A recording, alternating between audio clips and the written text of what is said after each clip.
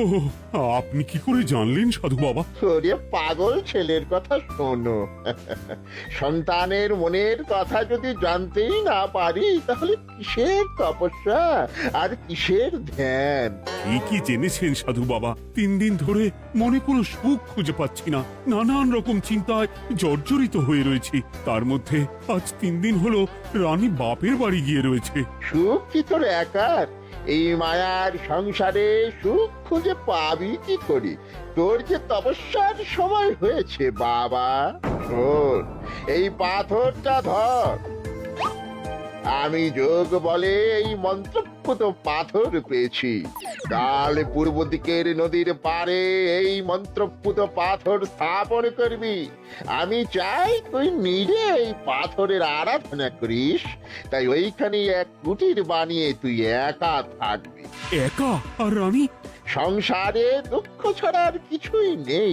তোর আসলে সুখ লুকিয়ে আছে ওই মন্ত্রপুত পাথরে।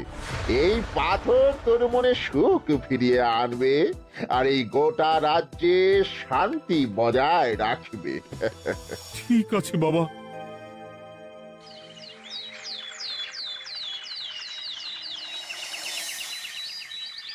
জয় বাবা খটখটানন্দের জয়। কি তার জ্যোতি, কি তার ব্যক্তিত্ব, আহ, কি তার কণ্ঠস্বর! এই মন্ত্রপুত পাথর আমার এবং এই রাজ্যের সকলে সুখ শান্তি ফিরিয়ে আনবে। আজ থেকে আমি সাধু বাবার পরামর্শ মতন এখানেই থাকবো। তোমাদের যার যা যা বক্তব্য আমাকে এখানে এসেই বলবে। কোনো চিন্তা করবেন না মহারাজ, আমি সব সামলে নেব। আপনি নিষ্ঠা সহকারে সাধু বাবার আদেশ পালন করুন। মহারাজ, যার নামেই খট তার কথাই ভরসা করা কি ঠিক হবে? একটা সামান্য পাথর কি করে সুখ ফিরিয়ে আনবে মহারাজ? বিষয়টা কি খটখটানন্দের মতন খটকার নয়? এটা মোটেই সামান্য পাথর নয় গোপাল, এটা মন্ত্রপুত পাথর। আর এসব হচ্ছে বিশ্বাসের ব্যাপার। শুধু তোমার মতন ভাঁড় দিয়ে কি আর রাজ্য চলে? রাজ্য চালাতে গেলে ভক্তি, শ্রদ্ধা, আশীর্বাদও দরকার হয়। কি শাস্ত্রে বলে বিশ্বাসে মিলায় বস্তু তর্কে বহুদূর। কিন্তু মহারাজ, রাজ্যটাও তো চালাতে হবে। আপনি এখানে থাকলে এই রাজ্যের কি হবে মহারাজ? একবার ভেবে দেখুন, সাধু বাবা আসল না হয়ে নকলও তো হতে পারে। দেখো গোপাল, তোমার যদি মনে বিশ্বাস না থাকে তাহলে আমি বলবো তুমি আর এখানে এসো না। তবে সাধু বাবার নামে কোনো বাজে মন্তব্য আমি শুনবো না। আমি চাই না আমার এই অবিশ্বাসের কারণে আমার রাজ্যের কোনো ক্ষতি হোক।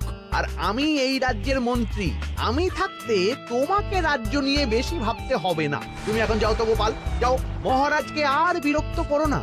পাল না থাকলে এ রাজ্যের কিছুই এসে যাবে না। আমরা থাকতে নাকি ভাঁড় চালাবে রাজ্য? আচ্ছা, ঠিক আছে, দেখা যাক। তাহলে আসি মহারাজ। হ্যাঁ হ্যাঁ, এসো এসো।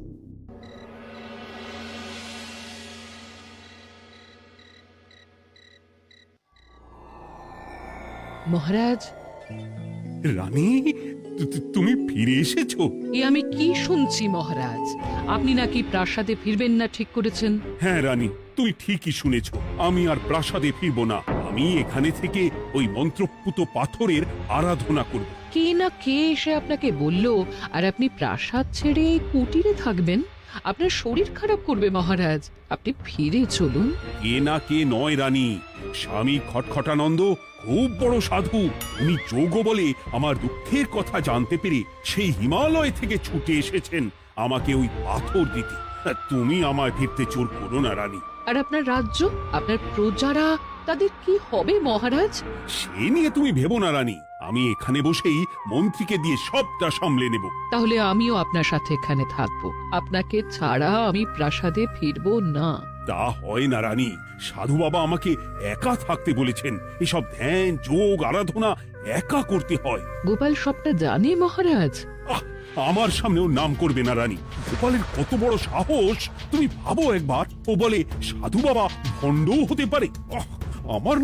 আমার তখন ইচ্ছা করছিল ওর মাথার যে কটা চুল আছে সেটাও ছিঁড়ে নিতে। না না, আমি আর গোপালের মুখ দেখতে চাই না। আপনি উত্তেজিত হবেন না মহারাজ, আপনি বিশ্রাম করুন, আমি আবার কাল আসবো।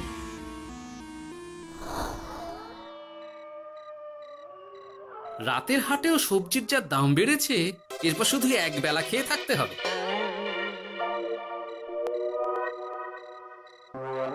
কি হে ভোলা, বাড়ি না গিয়ে এখানে বসে আছো কেন? দুঃখের কথা কি আর বলবো তোমায় গোপাল দাদা। বলোই না, শুনে দেখি। সামনে বর্ষা আসছে, বাড়ির ছাদটাও মেরামত না করলেই নয়। কিন্তু আমার কাছে তো এখন এত টাকা নেই, তাই ওই গিন্নির সাথে পরামর্শ করে গেলাম মহারাজের কাছে সাহায্য চাইতে। থামলে কেন, পুরোটা বলো। কি আর বলবো গোপাল দাদা, মহারাজের উত্তর শুনে আমি তো অবাক। সবই তো বুঝলাম ভোলা, কিন্তু আমার যে কিছুই করার নেই। সাধু বাবা বলেছেন আজ থেকেই রাজ্যের সব সুখ দুঃখের দায়িত্ব ওই মন্ত্রপুত পাথরে।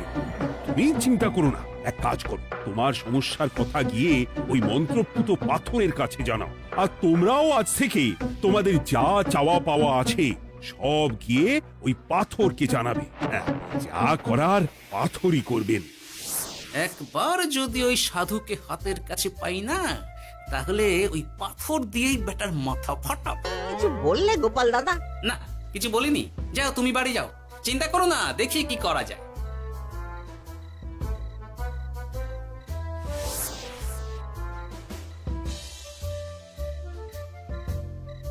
কি ব্যাপার, এত রাতে বটা ঘটা মন্ত্রীর বাড়িতে কি করছিল? কি বটা ঘটা, আজকে মন্ত্রী মশাইয়ের বাড়ি খাওয়া দাওয়া ছিল? খাওয়া ছাড়া কি অন্য কিছু আসে না তোমার মাথায়? চ চ চ, আমাদের অনেক কাজ আছে, চ। আরে এত তাড়া কিসের? বাবা, বটা ঘটার এত কি গুরুত্বপূর্ণ কাজ যে একেবারে ছুটে পালালো? না, ব্যাপারটা তো সুবিধের ঠেকছে না।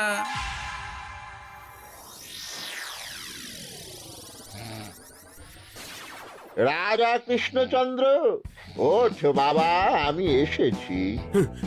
সাধু বাবা, আপনি এসেছেন? কেমন আছিস বাবা? ভালো আছি বাবা, তবে মনে এখনো পুরোপুরি সুখ খুঁজে পাইনি। সুখ কি তোর একা? কি করে সুখ পাবি বাবা? এখনো তো তুই তোর সব আসক্তি থেকে মুক্ত হতে পারিসনি। আর কি কি করতে হবে আমায় বলে দিন বাবা। একটা কাজ বলবো, করতে পারবি? বলুন বাবা, আপনি যা বলবেন আমি তাই করব। এই রাজপাট তুই ছেড়ে দে, এসব থেকে নিজেকে মুক্ত করে তুই তোর সাধনায় মন দে, দেখবি তার ফল তুই পাবি। কিন্তু তাহলে রাজ্যের কি হবে? কে দেখবে সাধু বাবা? কেন, তোর মন্ত্রী? ওর থেকে ভালো লোক তুই আর পাবি না। ওই হচ্ছে তোর আসল শুভাকাঙ্ক্ষী, আমি যোগ বলে জানতে পেরেছি। আচ্ছা, তাই হবে। আর আর ওই গোপালটাকে যদি পারেন একটু সাহায্য করবেন বাবা। ওই তুচ্ছ গোপালকে নিয়ে তুই চিন্তিত হোস না, ওরে বুড়ি মন্ত্রী মশাই ফাটাবে। তুই যা, ঘুমো।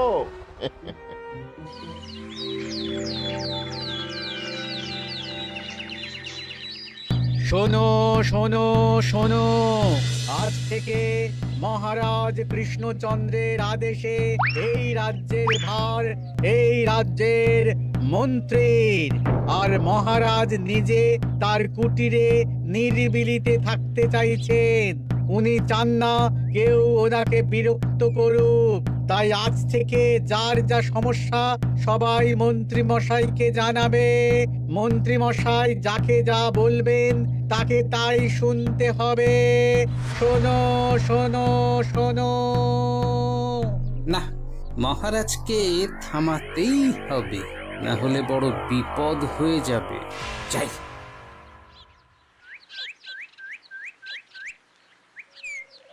মহারাজ, এই ভুল আপনি করবেন না। মন্ত্রীর হাতে রাজ্যের ভার দিলে রাজ্যের সর্বনাশ হবে মহারাজ। দেখো গোপাল, আমি যেটা করেছি সেটা ঠিক বুঝেই করেছি। আমার সিদ্ধান্ত আর বদলাবে না। আর এই বিষয় নিয়ে আমি তোমার সাথে কথাই বলতে চাই না। মহারাজ, গ্রামবাসীরা আপনার এই সিদ্ধান্ত খুশি মনে মেনে নেয়নি। সবার কথা একবার ভেবে তারপর সিদ্ধান্ত নিন মহারাজ। একজন বাইরের লোকের কথায় কোনো সিদ্ধান্ত নেবেন না দয়া করে। গোপাল, তুমি যদি সাধু বাবার সিদ্ধান্তে প্রশ্ন তোলার চেষ্টা করো তাহলে আমি বাধ্য হব মন্ত্রীকে বলে এই রাজ্য থেকে তোমায় বিতাড়িত করতে। একজন সেই হিমালয় থেকে আমাদের উপকার করতে এলো আর তুমি তার বিরুদ্ধেই কথা বলছো। ছি ছি গোপাল, ছি। মজা, কি মজা! শুধু মুদ্রা, শুধু মোহর, যেদিকে তাকাবো শুধু সোনার মোহর আর সোনার মোহর। তুমি কি পাগল হয়ে গেলে? এখন হইনি গিন্নি, তবে তবে এবার সত্যি সত্যি হয়ে যাব। এত সোনার মোহর একসাথে হাতে পেলে কেউ কি সুস্থ থাকতে পারে?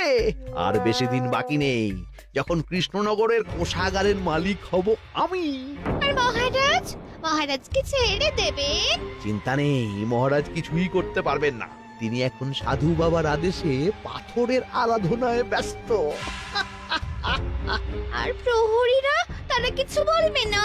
প্রহরীরা তো এখন আমার গোলাম। মন্ত্রীমশাই, মন্ত্রীমশাই, আমরা এসেছি। ওই তো ওরা চলে এসেছে। ওরা কি করবে? ওরাই তো কোষাগার লুট করতে আমায় সাহায্য করবে। রাজ কোষাগার হবে শুধু আমার, আমার, আমার।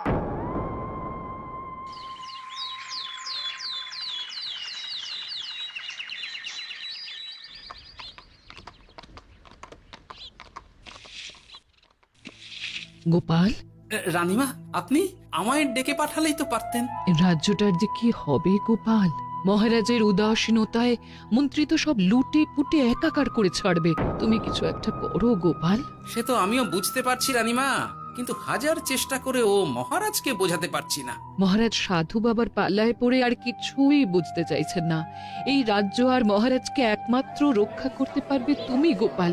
কিছু একটা করো। কি হয়েছে? তোমরা হট্টগোল করছো কেন? তুমি আর একটা বিহিত করো গোপাল দাদা, আমরা তো আর থাকতে পারছি না। তুমি এর এক বিহিত করো গোপাল। আচ্ছা, কি হয়েছে বলবে তো? মন্ত্রী মশাই সবার কাছ থেকে অগ্রিম কর চেয়েছে। সে প্রহরী পাঠিয়ে সবার বাড়ি বাড়ি বলে এসেছে দুদিনের মধ্যে অগ্রিম কর না দিলে সবাইকে ধরে কারাগারে ভরে দেবে। এতে তো আমরা কোনো সাহায্য পাচ্ছি না। তার উপর আবার এই জুলুম কি করে মেনে নেব বলো তো গোপাল দাদা? আমাদের বাঁচাও গোপাল দাদা, আমাদের বাঁচাও, না হলে এই মন্ত্রীর জুলুমে আমরা সবাই মারা যাব। হ্যাঁ গোপাল, তুমি পারবে। কিছু একটা করো গোপাল, এই রাজ্যটাকে বাঁচাও। না, আর নয়, এবার এর একটা বিহিত করতেই হবে। শোনো, তোমরা সব নিজের নিজের বাড়ি যাও, আমি দেখছি কি করা যায়। মন্ত্রী দুদিনের মধ্যে কর চাইছে কেন? ওর আসল উদ্দেশ্য কি? না, বিষয়টার খোঁজ নিতে হচ্ছে। পুটি, এই পুটি। গোপাল দাদু, তুমি? শোন, একটা কাজ আছে বুঝলি, বটা ঘটার উপর নজর রাখতে হবে। পারবি তো? হ্যাঁ হ্যাঁ দাদু, এটা আর কি এমন কাজ? এই তোর হাতে ওটা কি রে? ও এটা, এটা পুতুল, বাবা এনে দিয়েছে। পাথরটা খুব চেনা চেনা লাগছে, কোথায় যেন দেখেছি। কোথায়? রে, সাধু বাবার দেওয়া পাথর। আরে এটা একই পাথর মনে হচ্ছে। এই তোর বাবা এটা কোথায় পেয়েছে রে? তা তো জানি না, তবে শুনেছি পাশের গ্রামে। বাহ, পাথরগুলো দেখতে তো খুব সুন্দর। এই সব পাথর তোমার? আজ্ঞে হ্যাঁ, আমি এই পাথরের মূর্তি বানাই।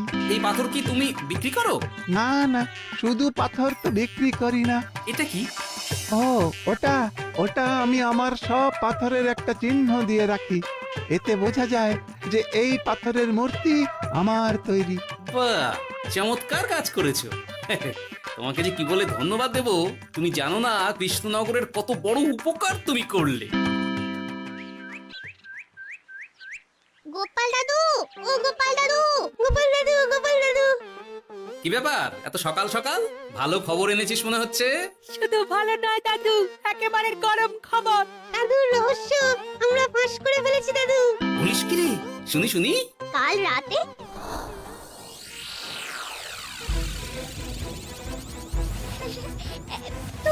এত সোনা, এত মোহর আমি একসাথে কোনোদিন দেখিনি। ও, এইসব আমাদের? হ্যাঁ গিন্নি, হ্যাঁ, এই সব আমাদের, সব। ওরে বাবা, আমার তো বিশ্বাসই হচ্ছে না, ভাবলেই গায়ে কাঁটা দিচ্ছে। রে বটা, আজ সাধু সেজে মহারাজের কাছে গেছিলি? হ্যাঁ, মহারাজ তো আজ প্রায় পা ছুঁয়ে প্রণাম করতে যাচ্ছিলেন, কোনো মতে ঠেকিয়েছি। বলেছি প্রণাম নেওয়া আমার গুরুর বারণ আছে। আর আমি তো আজ এমন ধোঁয়া দিয়েছি যে মহারাজ একেবারে কেসে কেসে অস্থির। আর মাত্র 2 দিন, এই 2 দিন খেলাটা চালিয়ে যেতে পারলেই কেল্লা ফতে। আচ্ছা, এবার আমার কাছে পুরো বিষয়টা পরিষ্কার হলো। বাহ, তোরা দারুণ কাজ করেছিস রে। এবার শুধু আজ রাতে প্রমাণটা পেলেই হয়ে যাবে।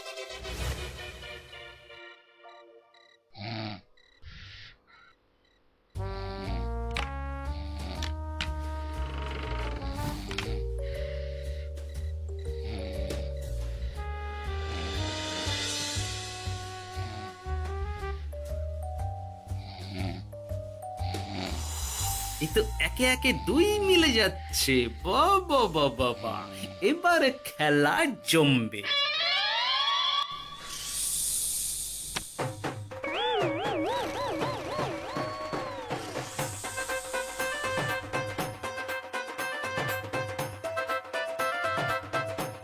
এই ঘটা ঘটা রে, এই ঘরে এত ধোঁয়া এলো কি করে রে?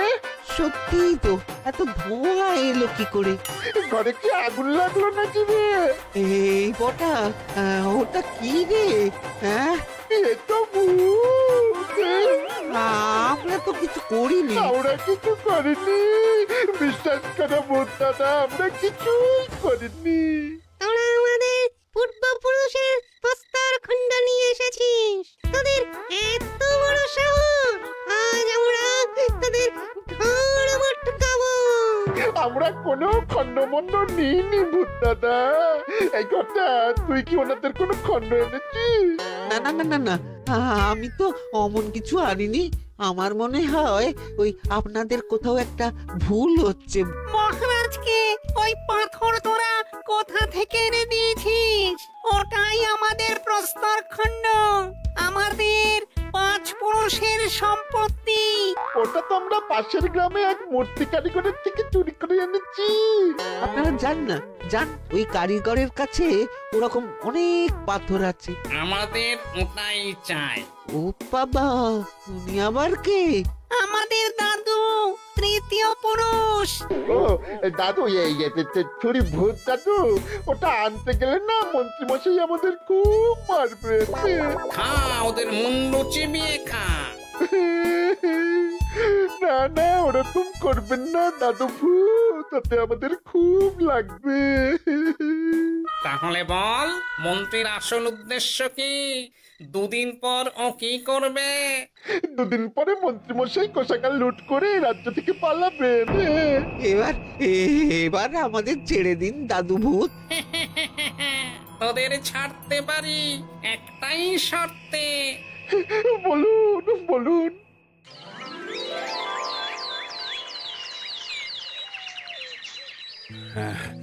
রাজ্যের পরিস্থিতি কি? প্রজারা সবাই ভালো আছে তো? হ্যাঁ মহারাজ, সেসব নিয়ে আপনি একদম চিন্তা করবেন না। বাবা, আপনি এসেছেন? হরে কৃষ্ণচন্দ্র, একটা কথা তোকে না বলে আর থাকতে পারলাম না। আবার কে রে? বলুন বাবা। এই মন্ত্রীকে এই রাজ্যের দায়িত্ব দিতে বলে আমি বড় ভুল করেছিলাম। আসলে এই মন্ত্রী হচ্ছে চোর, ও তোর কোষাগার ফাঁকা করে পালাবার মতলব করেছে। কি বলছেন বাবা? মন্ত্রী, উনি যা বলছেন সব সত্যি? না না মহারাজ, এই বটা কি হচ্ছে কি? বটা? তুমি সাধু বাবাকে বটা বলে ডাকছো কেন? আমি বলি কি বাবা, এই মন্ত্রীকে তুই শুলে দে। বটা, তুই থামবি? আমার খেয়ে আমায় ছুরি মারা, ওর কথা আপনি বিশ্বাস করবেন না মহারাজ। ও সাধু নয়, ও ভণ্ড। মানেটা কি? মন্ত্রীমশাই ঠিকই বলছেন মহারাজ, ও সাধু নয়, ও কৃষ্ণনগরের বটা। এসব আপনার আদরের মন্ত্রীর কাজ মহারাজ।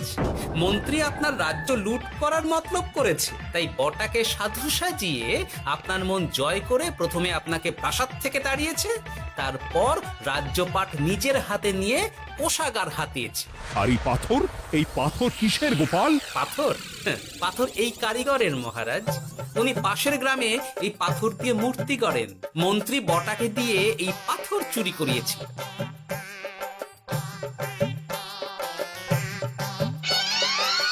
ওই পাথর আমার মহারাজ। আমি তোমায় ছাড়বো না মন্ত্রী, তোমায় আমি শুলে দেব। প্রহরী, প্রহরী! কেউ আসবে না মহারাজ। প্রহরীরা এখন আমার কথা ছাড়া আর কারুর কথা শুনবে না। আমি এখন আপনাদের সামনে দিয়ে আপনার কোষাগার নিয়ে চলে যাব, আর আপনারা শুধু দাঁড়িয়ে দাঁড়িয়ে দেখবেন। কই রে ন্যাপলা পুঁটি গুলটে মন্ত্রীকে বেঁধে ফেল। এত সোজা নয় গোপাল, দেখবে? প্রহরী, প্রহরী! চেঁচান চেঁচান, আরো জোরে চেঁচান, কিন্তু ফল হবে না। আপনার প্রহরীরা সব গ্রামবাসীর হাতে বন্দী। আমায় ছেড়ে দিন মহারাজ, আমার ভুল হয়ে গেছে, এমন ভুল আমি আর করবো না মহারাজ, আমায় ছেড়ে দিন। ছেড়ে দেব, তোমার ব্যবস্থা আমি করছি। কিন্তু গোপাল, আমার মনের সুখের কি হবে? আমি কি আর সুখী হতে পারবো না? কেন পারবেন না মহারাজ? রাজার আসল সুখ তো তার প্রজার সুখে। একদম ঠিক কথা বলেছে গোপাল, প্রজার সুখেই রাজার সুখ। ঠিক গোপাল, ঠিক। তুমি না থাকলে যে আমার কি হতো? জয় গোপালের জয়। জয়